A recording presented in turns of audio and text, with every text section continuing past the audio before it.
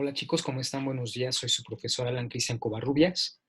Tendremos la oportunidad de compartir por vía virtual estas clases, sabiendo que estamos en situación de contingencia por el COVID-19, que esperemos pronto termine de hacer su orden de aparición en nuestra realidad. Eh, bueno chicos, pues he decidido pregrabar el contenido de la clase, sobre todo porque hemos percibido algunos profesores que hay problemas para el ingreso, algunas veces se congela la pantalla, a veces falla la tecnología imprevistamente, se congela también la reunión en tema de sonido, y esto ocasiona que muchas veces pues no podamos darle un seguimiento adecuado a la clase. También sabemos que algunos de ustedes tienen dinámicas distintas en sus casas y esto impide de alguna manera que estemos a veces conectados al mismo tiempo, sabiendo que ahorita la situación de emergencia sanitaria pues también implica rutinas también extraordinarias. Por otra parte, la salvedad de estas clases por medio de la plataforma virtual pregrabadas permiten que ustedes tengan acceso al contenido de lo que yo voy diciendo en el momento que gusten. El día de hoy, pues estoy grabando esto para ustedes, pero tienen pues hasta las 5 de la tarde del día de hoy para entregar la actividad que consiste en un quiz correspondiente al contenido de esta clase. Muy bien, chicos, pues vamos a comenzar. La clase pasada tuvieron la oportunidad de analizar la película de Stephen Hawking, o en el documental, sobre el origen del universo. También tuvieron la oportunidad de analizar la película La controversia de Valladolid, donde hubo una gran discusión por el tema de la identidad de los indígenas en la América recién descubierta. Esta controversia, ustedes lo saben, fue real y de hecho para muchos historiadores fue la controversia que permitió que los indígenas fueran respetados como personas. De otra manera, si en esta controversia se hubiera deducido que los indígenas no eran más que seres inferiores al ser humano, pues tendríamos un problema actual, ¿no? O al menos en una gran parte de la historia. Porque entonces se justificaría la esclavitud, se justificaría el tema de la división social, de los racismos, de los clasismos a nivel natural. Y bueno, he leído ya algunos de sus comentarios, me parecen excelentes. Estos comentarios muestran que ustedes han entendido gran parte del tema de las corrientes filosóficas. Y bueno, el día de hoy vamos a hablar del realismo. ¿Qué es el realismo? El realismo es la filosofía que nos permite comprender que la realidad básicamente se comprende parcialmente y nos permite también reconocer nuestras limitaciones, pero también nuestra capacidad de tender a la totalidad del conocimiento, algo que es un poco contradictorio. Conocemos siempre muy poco, pero tendemos a conocerlo todo. Esto se llama paradoja filosófica y algunos filósofos como Aristóteles, al que vamos a ver el día de hoy, lo llama sabiduría. Bien, vamos a hablar del tema de la verdad, sobre todo en la corriente filosófica llamada realismo. ¿Qué es la verdad? Bien, la verdad es difícil de alcanzar, difícil de comprender, pero no por ello imposible. Nuestra sed del todo, de conocerlo todo, de comprenderlo todo, de transformarlo todo, nos ha llevado a hacer representaciones exquisitas de arte como la Catedral de Barcelona que tienen ustedes allí. Cuando nosotros de alguna manera nos damos cuenta del mundo, queremos representarlo, queremos dominarlo, queremos manifestar la grandeza de esta sed por comprensión. Y bueno, aquí tienen la Catedral de Barcelona, la Sagrada Familia. que es una muestra de la capacidad que tenemos de transformar la realidad. Pero esa transformación no sería posible si no hubiera conocimientos previos. Por ejemplo, del trabajo de las piedras, del comportamiento de los suelos, del comportamiento de las estructuras. Y para llegar a edificar esta magnífica obra de arte, se tuvo que implementar el trabajo de diversas ciencias que finalmente confluyeron en esta magna obra de arte. Y bien, vamos a revisar a fondo qué significa el conocimiento de la verdad. El objetivo del tema 4 es que ustedes identifiquen qué es la verdad desde el realismo moderado, principalmente en dos autores fundamentales, Aristóteles y Santo Tomás de Aquino. Estos dos representan a una filosofía que se llama realismo moderado, la cual afirma que el entendimiento humano se adecúa a la realidad, y esta adecuación es parcial. Sin embargo, a pesar de que sea parcial e ínfima, es válida. Decimos que es parcial porque conocemos una mínima parte de la realidad, pero esta parte mínima conocida es suficiente para hacerse grandes preguntas. El realismo filosófico no se va al extremo derecho que afirma que la verdad puede ser conocida totalmente, ni tampoco se va del lado contrario para decir que no podemos conocer nada.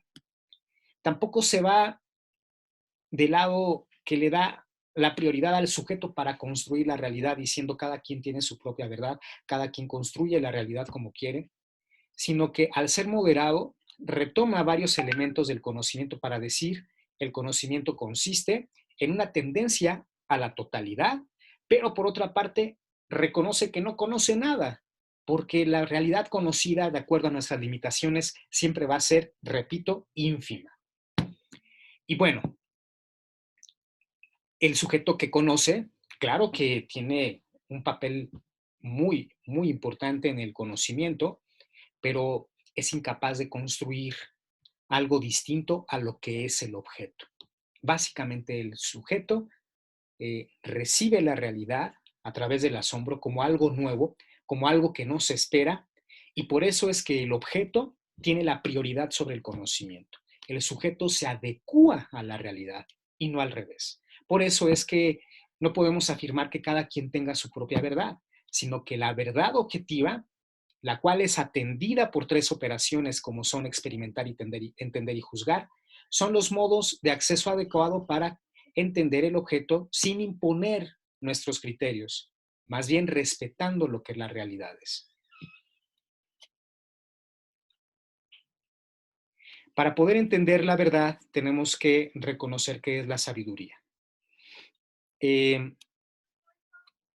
La sabiduría, básicamente, según Aristóteles, es saberlo todo. Pero saberlo todo no significa conocerlo todo. Saberlo todo es saborear la posibilidad de totalidad. Tendemos, repito, un poco con el idealista a conocerlo todo. Pero sabemos que, con el escéptico, que no conocemos nada. Por lo tanto, la sabiduría es estar entre estos dos polos paradójicos. Tender a todo sabiendo que nunca terminamos de saberlo todo y que de hecho no sabemos nada en comparación con este todo que es, pues, grande.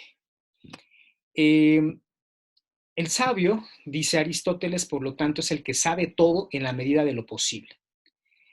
Y esto implica que dialoguemos con ciencias particulares, pero que estas ciencias particulares tienen que unirse con otras ciencias para que podamos llegar a un encuentro interdisciplinario en vocabulario del primer parcial que nos permita tender con mayor objetividad hacia esa totalidad.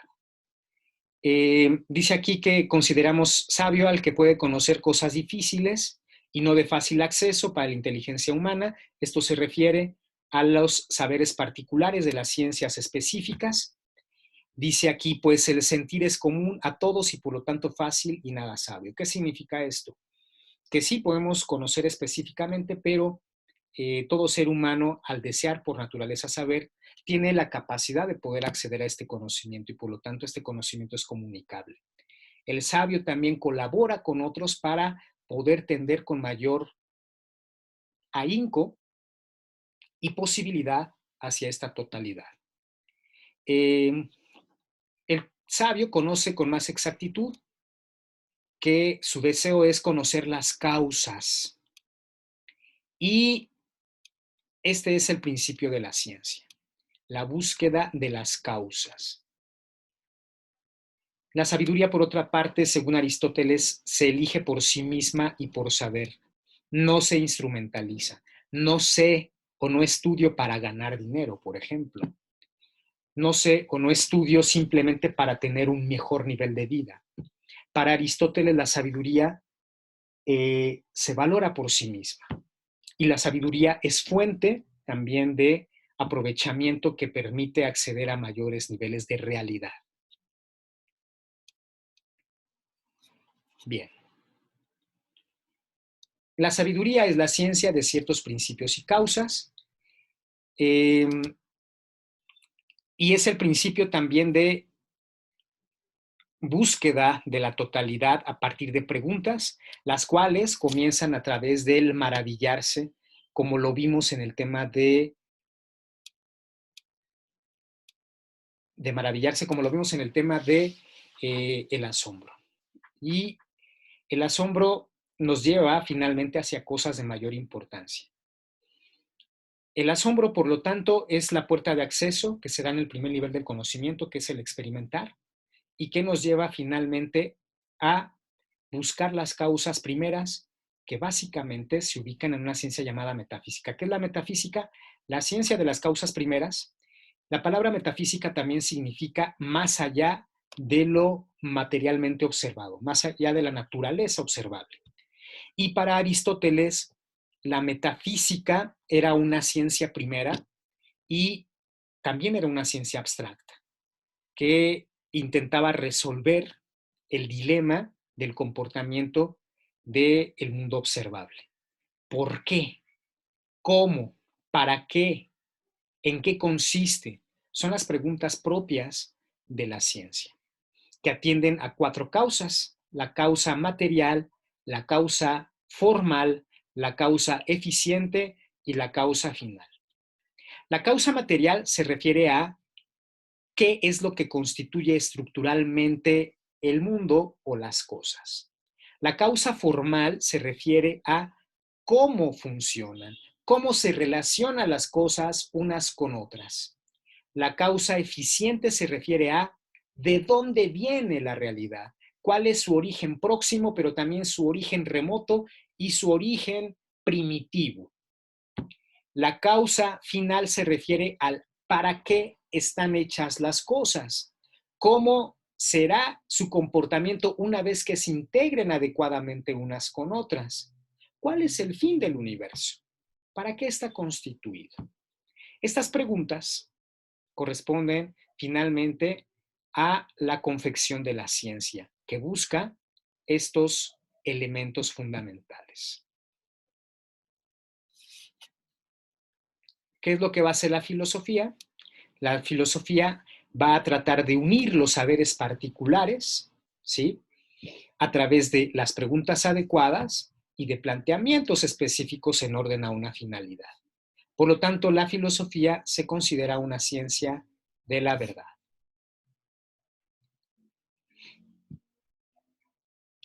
Para Aristóteles, la verdad se conoce, la verdad total, la verdad absoluta, porque la tendencia del conocimiento es la totalidad.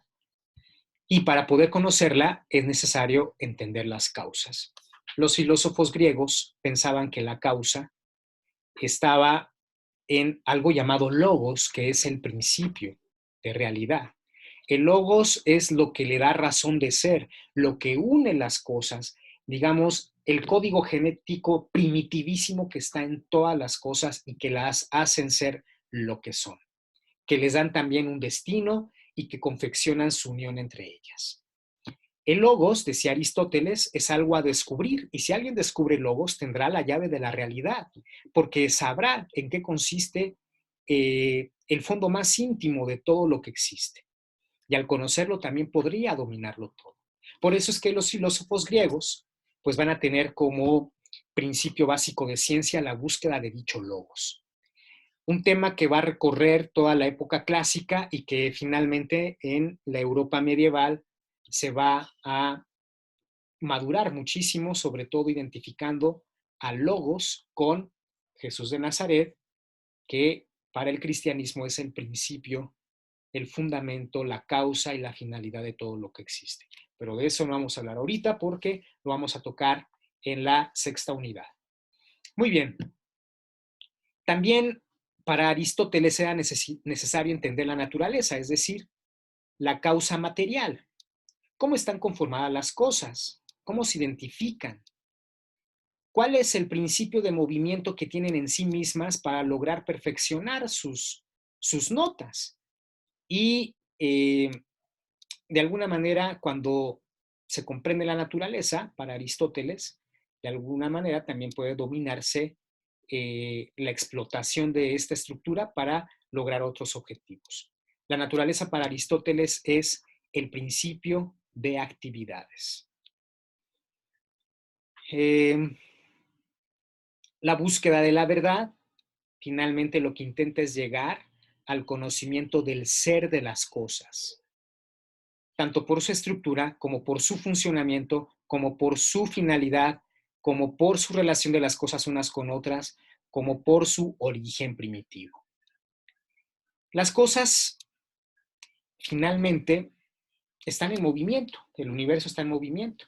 Aristóteles dice que está pasando de la potencia al acto. ¿Qué es la potencia? Aquello que la naturaleza tiene intrínsecamente y que todavía no ha desarrollado. Por ejemplo, un niño de 3 años tiene potencia de poder ser un atleta cuando tenga 22. Pero el niño de 3 años todavía no desarrolla su capacidad de ser un atleta, reconocido incluso olímpicamente. Va a tener que crecer, ¿verdad? Va a tener que entrenar, va a tener que practicar, combinando todo esto con el gusto por hacerlo.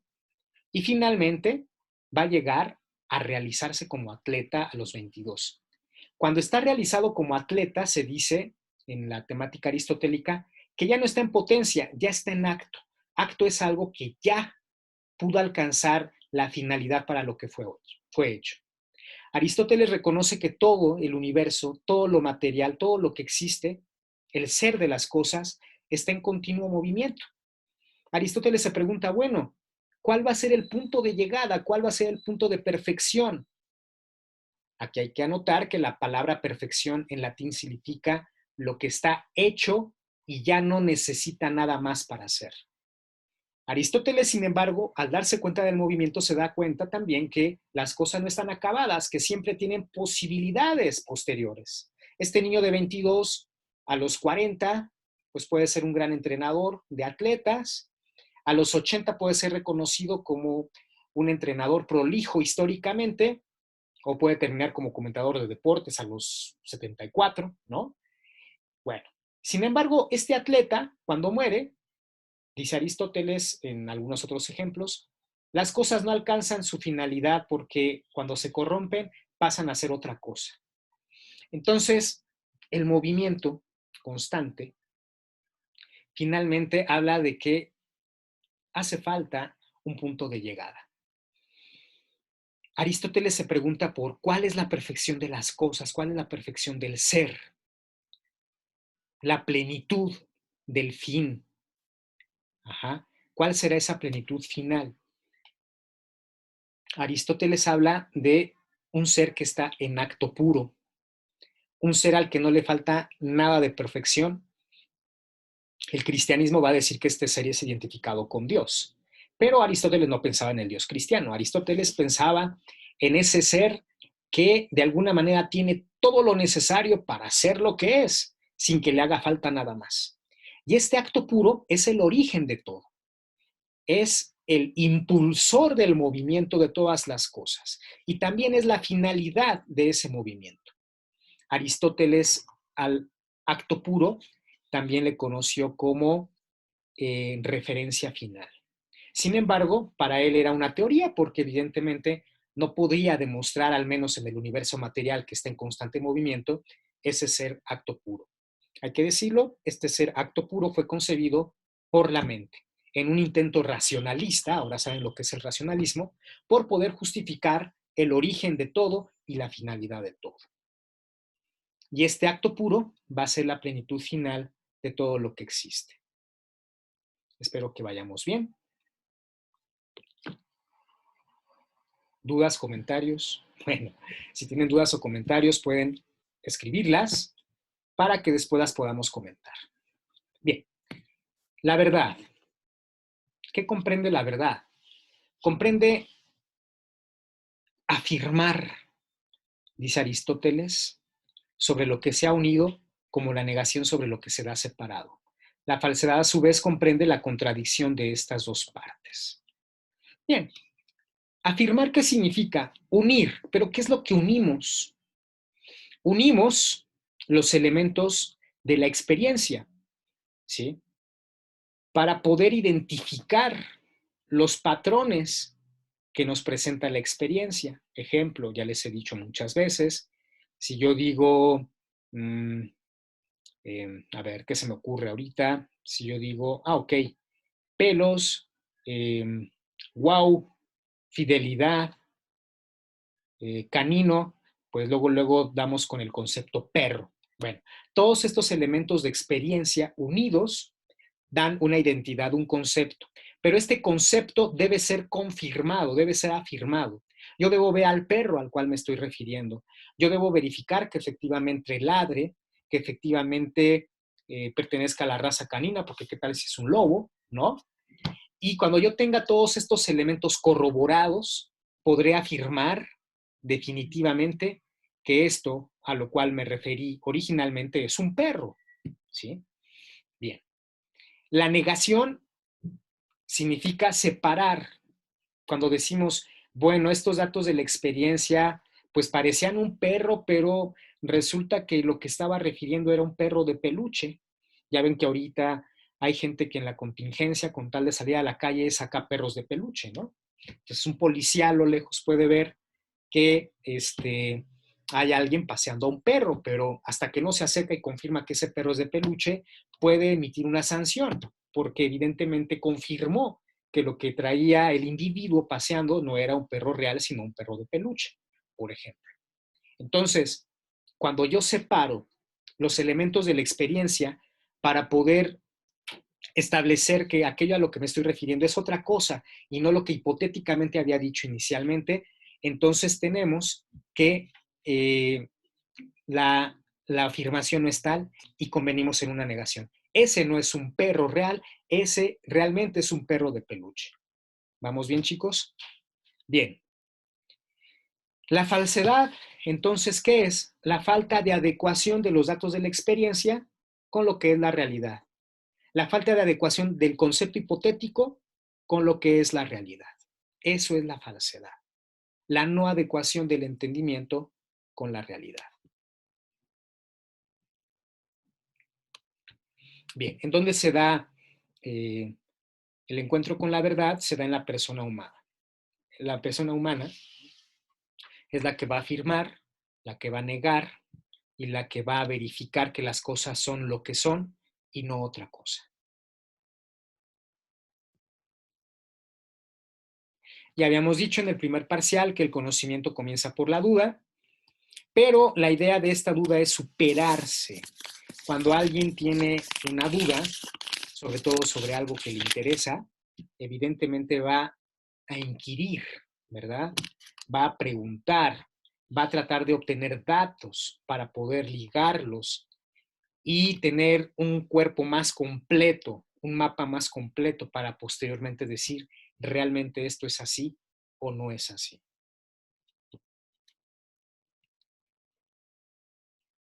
Para los filósofos postmodernos, el ser humano solo puede aspirar a un conocimiento parcial y fragmentado de la realidad. A esto se le llama relativismo. Aristóteles, realista, decía que podemos aspirar a la totalidad del conocimiento.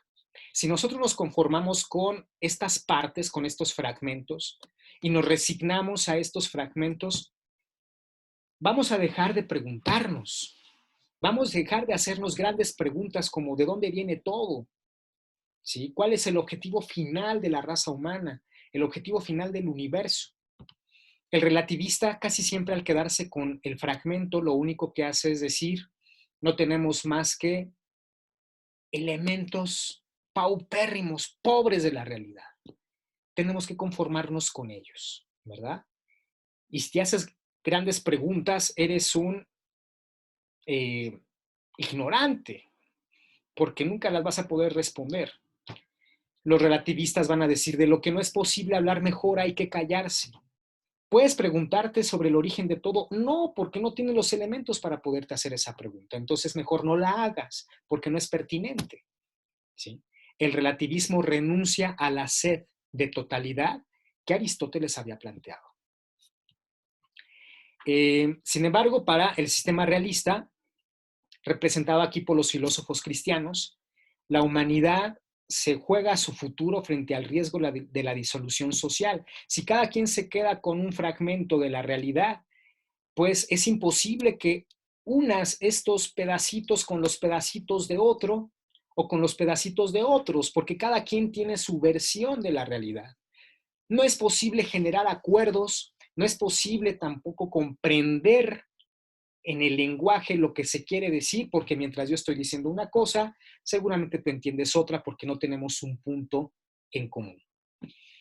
Y esto a la larga va creando islas individuales incapaces de generar una sociedad. El ser humano termina siendo un hater de otros porque no los entiende o no quiere entenderlos, y esta disolución social a la larga nos lleva a pelearnos unos a otros, a buscar la conveniencia personal sin importar los demás porque no compartimos su horizonte, porque no nos interesan, y esto a la larga disuelve lo que somos y al mismo tiempo pues nos lleva a una narrativa suicida. ¿Vamos bien, chicos? Bueno, cualquier duda, por favor no duden en planteármela. Bien. Ya en el primer parcial habíamos dicho que la verdad se encuentra formalmente en el juicio, ¿verdad? ¿Qué es el juicio? El juicio es afirmar, sin temor a equivocarse, que algo es así y que no puede ser de otro modo. Eso es el juicio. Ajá. Para obtener el juicio necesito tener todos los datos bien concatenados, bien unidos, bien identificados, y ya no tengo que tener preguntas pertinentes por hacer. Cuando ya agoté todas las preguntas sobre un problema y digo, realmente esto es así, ya no me hacen falta datos porque ya tengo todo perfectamente identificado para decir que esto es así, en ese momento llegamos a la verdad. Ajá. Bien.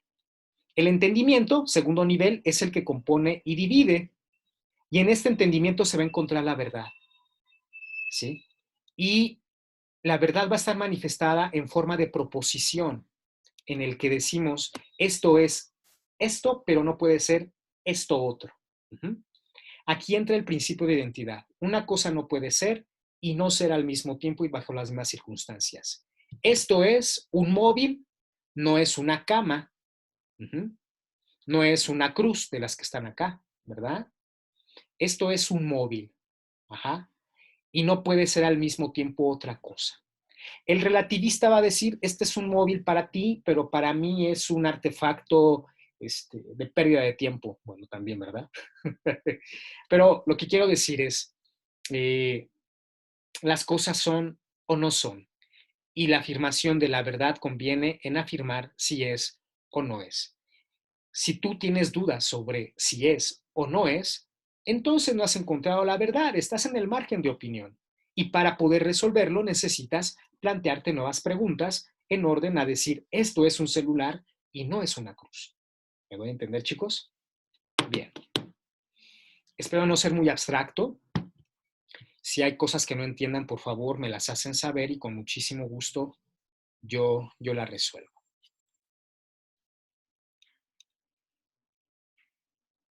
Bien. La verdad está significada por el sujeto o por el predicado.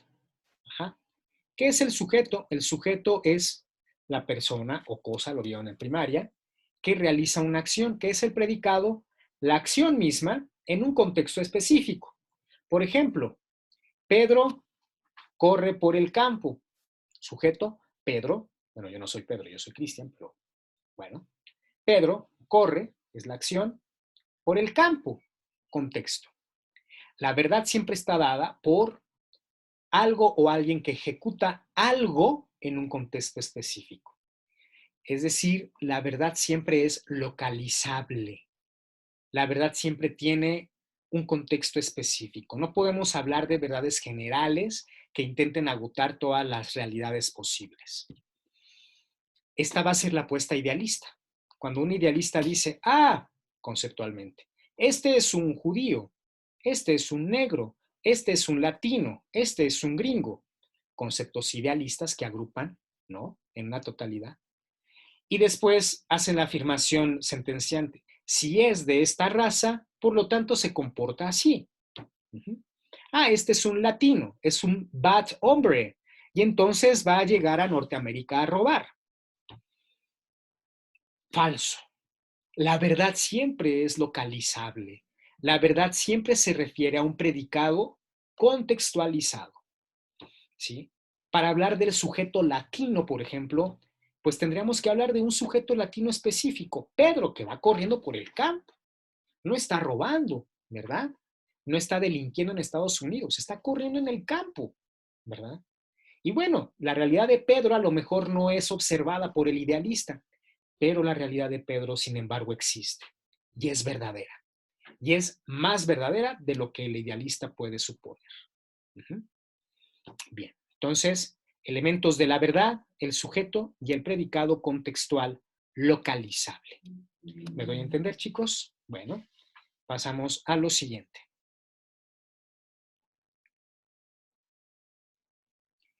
Ok. La verdad es definida como la adecuación del entendimiento con la cosa. En latín se pronuncia así: adequatio rei et intellectus. Uh-huh. Es decir, que lo que mi mente capta tiene algo que ver con la realidad. Pero lo que mi mente capta es una muestra paupérrima de la realidad. Si se fijan aquí, estas flechas y estas formas geométricas, pues a lo mejor están en desorden, en el primer nivel del conocimiento. Ajá. La realidad tiene cierto orden, pero mi entendimiento pues es pobre, aún no agrupa las cosas y pues no comprende todo lo que define la realidad de esta flecha o de este triángulo rectángulo o de esta forma geométrica. Entonces, la adecuación es parcial, ¿sí? Esta flecha no es exactamente esta, pero tiene la forma de esta flecha. No tiene el color azul de esta flecha. No está orientada hacia la derecha como debería, pero ya hay una cierta noción de su forma. Y esta noción es válida. Aunque es pobre, es válida. Uh-huh. No sé si ustedes se han puesto a pensar que nuestros sentidos no captan todos los colores que realmente hay, ¿no? De hecho, algunos físicos ópticos dicen que hay animales que captan más colores que nosotros, ¿verdad? Hay animales que captan, como los perros, mayores olores que si nosotros pudiéramos percibir seguramente saldríamos asqueados. Nuestros sentidos, por lo tanto, son pobres. Nos presentan una realidad muy reducida. Pero esto no significa que esta realidad no sea válida por haberse conocido tan solo una parte. Uh-huh. Entonces, la verdad siempre pues, va a ser una adecuación pobre del entendimiento con la realidad, pero esta pobreza también es el punto de la curiosidad. Bueno, ¿esta flecha estará bien orientada hacia arriba? ¿No estaremos procediendo mal si la seguimos orientando hacia arriba? ¿Qué tal si le cambiamos la postura y la ponemos hacia la derecha? Y si a esta figura la ponemos en relación con la flecha, ¿qué pasará? Bueno, nos damos cuenta que estas preguntas hacen que el conocimiento vaya aumentando a fin de llegar a la totalidad. Uh-huh. Aunque esta totalidad, como les dije hace rato, no es alcanzable, al menos actualmente. Nadie conoce todo acerca de algo, incluso lo más mínimo que podríamos encontrar en el universo. Si yo les preguntara, ¿hay alguien que conoce todo acerca del neutrino, por ejemplo? Pues no. El neutrino en principio es una teoría racional que parte de la necesidad de una estructura que le dé cierta movilidad al átomo, pero nadie ha visto al neutrino, ¿sí? En principio tenemos que decir que al neutrino nos hace falta verlo, ¿sí? Y con solo verlo con estos ojos, incluso con instrumentos microscópicos potentes, tampoco sabríamos todo acerca de su estructura fundamental. Tendríamos que inspeccionar más allá. Muy bien. Espero que quede claro, ¿verdad? El realismo sabe humildemente que no podemos conocerlo todo. Ahora, ¿cuáles son las propiedades de la verdad? Las propiedades de la verdad son las siguientes. Y bien, la primera es que la verdad es una, es indivisible y es inmutable. Verdad una, tiene que ver con Parménides, el buen Parménides que ya vimos clases anteriores. Dice Parménides que una cosa no puede ser y no ser al mismo tiempo y bajo las mismas circunstancias. Principio filosófico de identidad que le da en la torre al relativista. O es o no es. El que la verdad sea una significa que no puede ser una cosa y otra al mismo tiempo. Una verdad no puede contradecir a otra. No puede decir que se es y no se es. Por lo tanto, hay que eliminar la teoría de la doble verdad. ¿Sí? Bien. Entonces, cuando alguien dice, bueno, es que para mí ese vestido es azul y para ti es café, ¿qué diría el realista? No, espérame, o es azul o es café.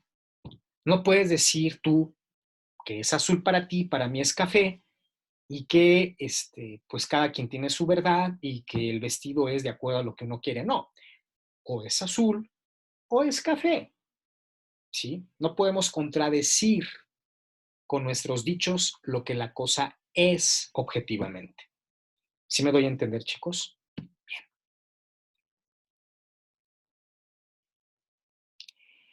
Entonces, al decir que la verdad es una, pues contradecimos el relativismo, donde cada quien pretende tener su propia verdad absoluta y hace imposible el diálogo o el encuentro entre personas y cosmovisiones diferentes, que también es la apuesta idealista.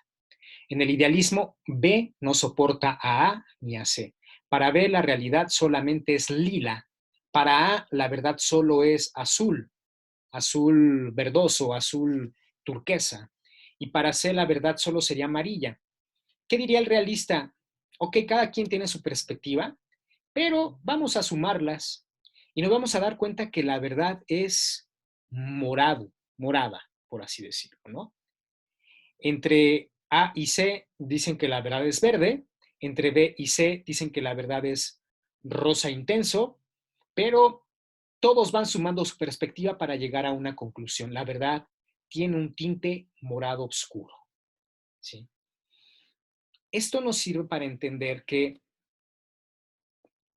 cuando hablamos de distintas perspectivas sobre la misma cosa, lo único que hacemos es sumar los ángulos de visión o de captación de la realidad para llegar a una comprensión más adecuada de la realidad. ¿Sí me doy a entender? El relativista no es capaz de sumar la perspectiva propia con la de otros.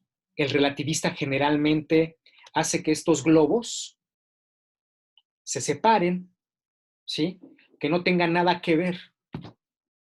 Y entonces muy cómodamente dice, cada quien con su verdad, hay que tolerarnos y que nadie se meta con nadie, ¿verdad?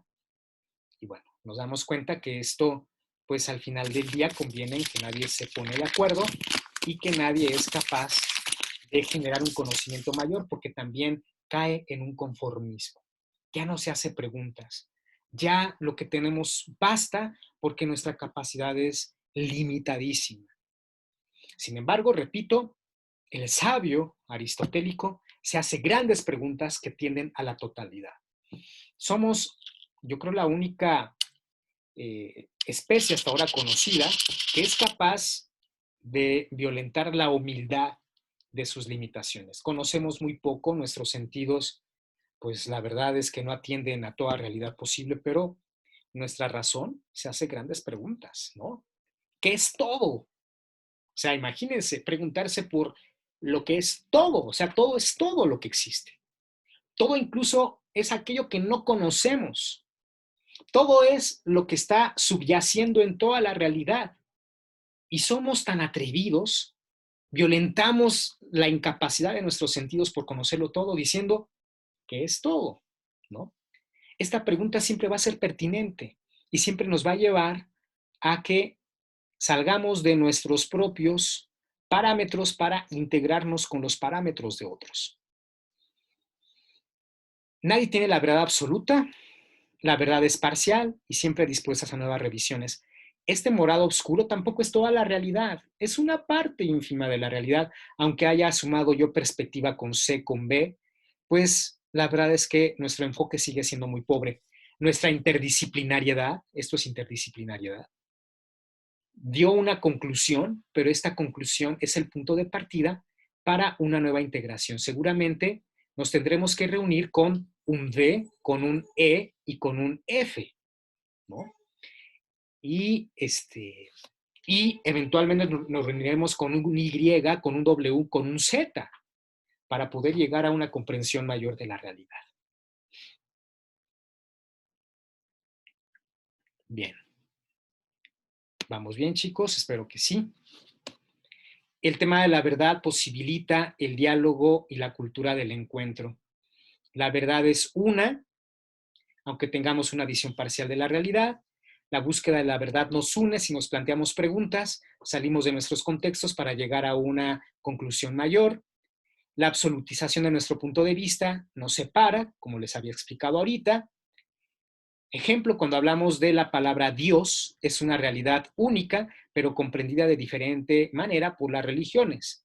Aquí surge una necesidad de diálogo e interpretación, de suma de perspectivas, ¿no?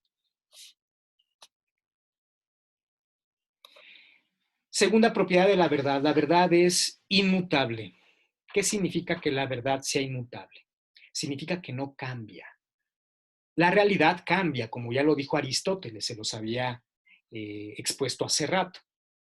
Todo está en cambio. Con Heráclito, ¿se acuerdan también? Heráclito decía, todo cambia, nada permanece. Una cosa es ahorita esto, pero al rato es otra cosa y al rato es otra cosa. No puedes identificarla. Como un colibrí que está volando, su aleteo es rapidísimo. Si tú lo intentabas agarrar, pues es imposible. Si tú intentas agarrar la verdad para el relativista, esta ya se te fue, se te escurrió. Nadie se baña dos veces en el mismo río, dirá Heráclito, ¿sí? Entonces, tendríamos que renunciar a la posibilidad de hacer ciencia en el sistema relativista, ¿verdad? Todo está en movimiento. Aristóteles sabe que todo está en movimiento, pero Aristóteles dice, en el movimiento hay algo que permanece, ajá, y esto que permanece, Aristóteles le va a llamar ousia, ¿sí? Anótenlo. ¿Qué es la ousia? La ousia se entiende como sustancia. ¿Y qué es la sustancia? Es lo que permanece en el cambio. ¿Ok, chicos? Bien. Bien, entonces, la ousia permanece en el cambio. Esto significa mucho. Significa que finalmente, aunque haya movimiento, hay algo que permanece y ese es el principio de identidad. Yo podría preguntarles a ustedes, ¿cuándo comenzaron a ser ustedes mismos? ¿Sí? ¿Ustedes son los mismos que cuando tenían un año? Me dirán que no. Pero yo les preguntaría entonces, ese niño de un año o esa niña de un año no tiene nada que ver contigo. Entonces, ¿por qué te pusieron el nombre que tienes? ¿Por qué te identificas a lo largo de todo este tiempo que has crecido con ese nombre? Hay algo que permanece, hay algo que te hace ser tú desde que naces, bueno, desde que fuiste concebido o concebida hasta que mueres. Si un ladrón, por ejemplo, comete un delito, lo agarran 10 años después y dice el ladrón, ¿saben qué? Que yo ya cambié, de hecho, pues toda mi constitución física, mis células ya se renovaron, ya no soy el mismo de hace 10 años, entonces no me pueden llevar a la cárcel. Seguramente el juez le va a decir, estás loquito, ¿no? Tú sigues siendo el mismo y por eso te voy a apresar. Y este delito no ha prescrito porque lo que hiciste es muy grave y tú lo tienes que pagar. Al decir tú, le está diciendo, eres el mismo. Hay algo que permanece en el cambio. Eso que permanece en el cambio es esta ousia, que está aquí, ajá, y la ousia va a ser también el principio de búsqueda de la ciencia. Para Aristóteles había una ousia que estaba dentro de todas las cosas. Esa ousia era el logos. Y esa ousia se entiende también en la ciencia como la ley científica, la ley que de alguna manera predice los eventos, cómo van a funcionar las cosas, cómo están constituidas. Y este principio, que es un patrón identificable, es el objeto de la ciencia. Pues bien, la verdad es inmutable, significa que hay algo que permanece en el cambio. Ajá. Aunque las cosas evolucionen, hay un principio de identidad que es objeto de esa búsqueda. Si yo, por ejemplo, soy un psicólogo conductual y digo, fulanito de tal a los 5 años tuvo este trauma, a los 12 tuvo este otro, a los 14 tuvo este impacto positivo en su vida, yo voy checando todos los movimientos que tuvo en su vida para poder identificar un patrón y poder definir también por qué su personalidad hace que se comporte así, ¿no? Ejemplo. Entonces, la verdad cambia, sí, pero hay algo que permanece. Y la verdad casi siempre, más bien siempre, atiende a aquello que permanece. Pero también la verdad es inmutable en el sentido de que yo lo que afirmo, cuando lo afirmo, es así y no puede ser de otro modo. Por ejemplo, su profesor Alan Cristia está ubicado ahorita en su casa, en la Ciudad de México, a las 7 de la mañana, porque estoy grabando este video tempranísimo para que ustedes lo puedan escuchar adecuadamente. Y esto es una verdad que no se puede cambiar. Tú puedes decir a las 8 de la noche el profesor grabó esto a las 10 de la mañana, no es cierto. A las 10 de la mañana ya lo estás viendo porque está pregrabado. Obviamente lo tuvo que haber hecho antes. El hecho de que tu profesor esté grabando esto a las 7 de la mañana es verdadero, ¿sí? ¿Por qué? Porque se verificó. Uh-huh. Entonces, eso ya nadie lo cambia. La verdad es inmutable. Lo que se afirma es afirmable en el momento en que se afirmó y eso nadie lo cambia. ¿Vamos bien, chicos? Bien.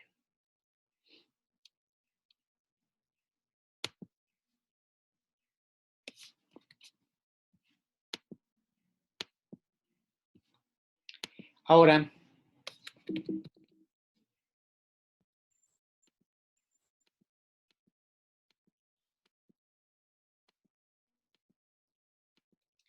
esperen un momento porque...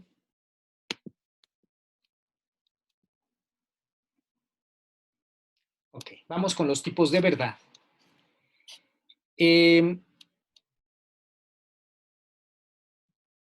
La verdad es revelada, es óntica, es lógica y es ontológica, así como moral. Bien, ¿qué es la verdad revelada?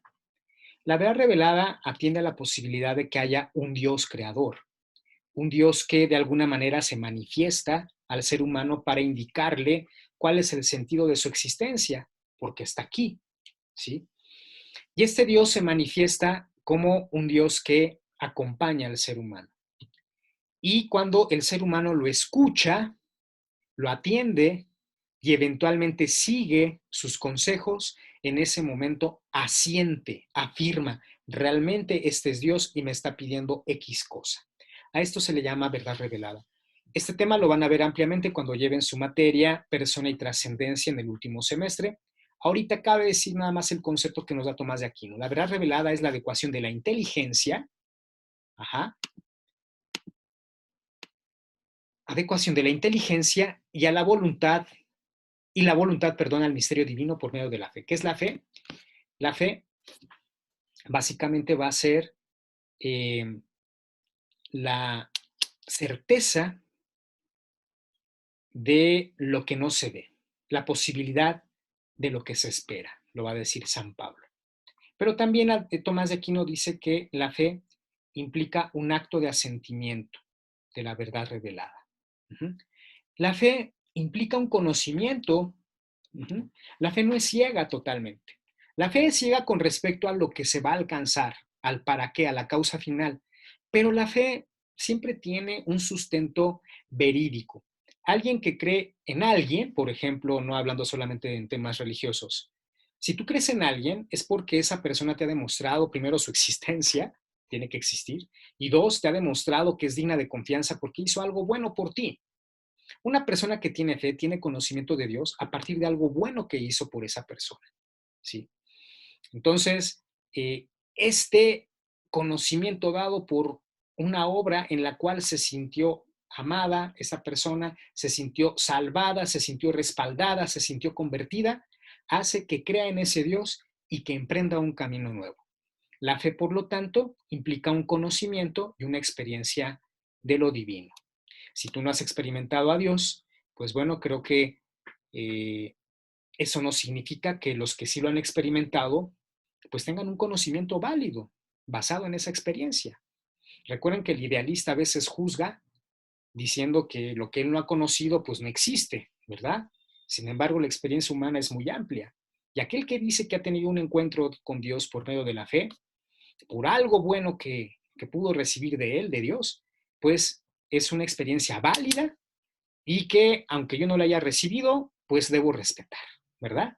Es el principio también de convivencia entre religiones, entre ateos y religiosos, entre religiosos y ateos, ¿verdad? Muy bien. Luego tenemos la verdad óntica.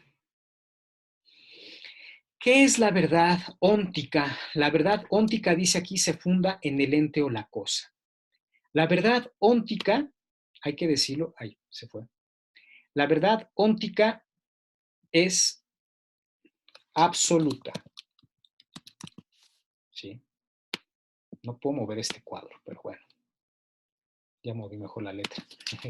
Bueno, la verdad óntica es absoluta. ¿Qué significa la palabra absoluto? Absoluto es total, ¿sí? Ahora voy con esta cruz, ¿verdad? Va de retum, Satán. No, no es cierto.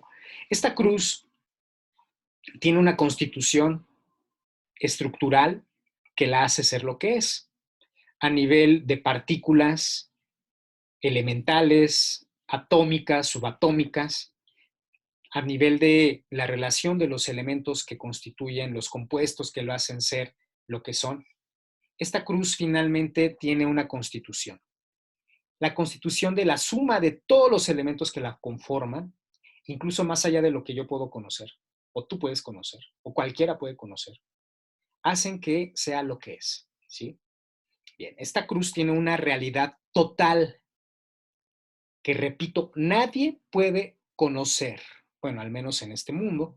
Ya los creyentes dirán que Dios sí sabe, porque Dios hizo todo y pues, evidentemente Él sí sabe, pero pues por lo pronto nadie conoce todo acerca de esta cruz. La verdad óntica, sin embargo, apela a un principio filosófico que se llama ontológico. Esta realidad llamada cruz, al tener una serie de elementos que la hacen ser lo que es, pues finalmente establece que esta cruz existe por esta totalidad. ¿Sí me doy a entender? ¿Sí? Entonces, más allá de lo que yo quisiera, aunque yo dijera, esta cruz no existe, es una ilusión, pues existe, porque aquí está, la estoy tocando, se escucha, ¿verdad? Y bueno, la verdad óntica, por lo tanto, es absoluta, no es conocida totalmente, ¿sí? No es conocida totalmente, pero es el principio de conocimiento. ¿En qué sentido digo que es principio de conocimiento? Bueno, que yo, al ver esta cruz como objeto, pues me voy a hacer preguntas acerca de su constitución, pero no tiene carbono, tiene hidrógeno, tiene oxígeno, tiene nitrógeno, porque es pues materia orgánica, aunque muerta, pero ahí está. Sé que tiene estos elementos, pero más allá tal vez no sé mucho, ¿verdad? Me voy a hacer preguntas pertinentes, voy a ir con el químico, voy a ir con los madereros, voy a ir con quienes saben de materia orgánica para poder llegar a una comprensión mayor de la constitución de esta cruz. Y la verdad óntica finalmente nos va a ayudar a hacernos preguntas pertinentes, porque las preguntas que yo me haga tienen que ver con la constitución de esta cruz, con los datos que arroja esta cruz, con las preguntas fundadas en los datos de esta cruz, con las hipótesis y con las experimentaciones que pueda hacer para lograr un conocimiento mayor. ¿Sí me doy a entender? Bien. La pregunta de examen es, ¿podemos conocer la verdad óntica? No, porque la verdad óntica es absoluta. El idealista diría, sí, sí podemos conocer la verdad óntica. De hecho, la conocemos, dirá el buen idealista. El escéptico dirá, no, no, no conocemos nada acerca de la cruz, ¿verdad? El realista dirá, es el principio de objetividad que nos hace hacernos preguntas pertinentes de manera progresiva y acumulativa, tendiente al infinito. Bien, luego tenemos la verdad lógica. ¿Qué es la verdad lógica? La verdad lógica reside formalmente en el juicio. Cuando yo logro hacer una afirmación sobre algo, esto es una cruz, ¿verdad? Bueno, ustedes me ven rodeado de cruces. Tiene que ver con mi vocación, ¿verdad? Y bueno, también con algunas manualidades que ahorita estoy emprendiendo. Pero bueno, en la verdad lógica, yo afirmo, esto es una cruz, ¿sí? ¿Es una cama? No. ¿Es un plumón? No. ¿Es un reloj? Tampoco. Es una cruz. La verdad lógica es la que ya está completamente comprendida en el juicio. Verdad ontológica. ¿Qué es la verdad ontológica? Ahora sí, la adecuación entre la cosa y el entendimiento. Hay que decir algo muy importante. Esta adecuación va a ser parcial, válida y dispuesta a nuevas revisiones. ¿Sí? Perdón, voy a aumentar mi capacidad de poder trabajar con estos instrumentos. Necesito el pizarrón, chicos, debo decirles. Ojalá que este COVID pronto acabe y no con nosotros precisamente. No va a acabar con nosotros. Unidos venceremos. Bueno, entonces, la verdad ontológica implica decir que conocemos una parte, esta parte es parcial, válida y dispuesta a nuevas revisiones a través de preguntas pertinentes. Por lo tanto, la verdad ontológica es la verdad que tiene el sujeto. No confundir con la verdad óntica. La verdad óntica la tiene el objeto. La verdad ontológica la tiene el sujeto, pero en relación al objeto. No es su verdad, es una verdad que tiene que ver con los objetos. ¿Sí? Si yo digo, esto es una cruz de plástico, ¿no? Ya le metí de mi cosecha, de mi mente. Pues aunque yo diga que es de plástico, esta cruz es de madera, ¿sí? Por mucho que yo quiera que esta cruz sea de plástico, no lo es. Por eso es que, a pesar de mi frustración y de todo lo que sea, pues tengo que entender que la cruz es de madera. La mejor terapia, sépanlo bien chicos, filosófica para poder salir de depresiones y de frustraciones, es aceptar la realidad. No hay otra. Las cosas son o no son. Y si yo quiero que sean algo que no son, siempre voy a estar chocando con su naturaleza, con la señora realidad que se impone para decirme, esta cruz no es de plástico, papá, es de madera. Sí. Bien. Luego tenemos la verdad, permítanme.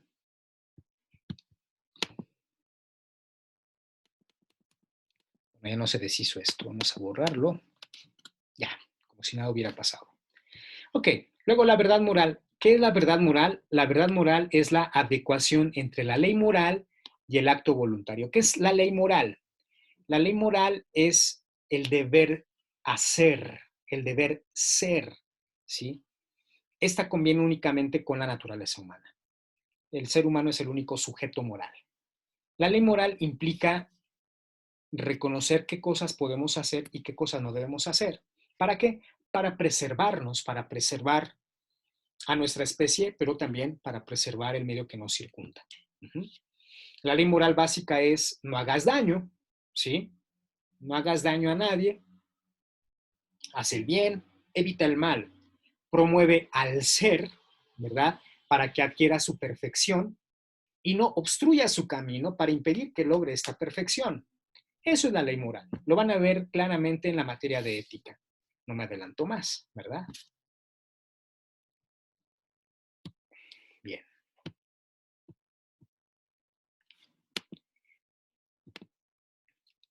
Juan Pablo II en la encíclica Fides et Ratio, Fe y Razón, va a decir que la fe y la razón, hablando del conocimiento de la verdad revelada, son como dos alas de la verdad.